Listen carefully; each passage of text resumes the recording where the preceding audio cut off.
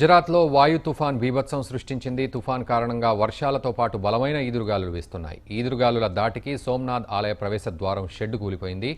వాయు తుఫాన్ రాగల 12 గంటల్లో గుజరాత్లోని మహువా, పోర్బందర్ ప్రాంతాల్లో తీరాన్ని దాటనున్నట్లు వాతావరణ శాఖ అధికారులు వెల్లడించారు. పోర్బందర్, రాజ్కోట్, జామ్నగర్, ద్వారకా ప్రాంతాల్లో మధ్యాహ్నం వరకు గాలి వేగం 155 కిలోమీటర్ల నుంచి 180 వరకు ఉంటుందని తెలిపారు.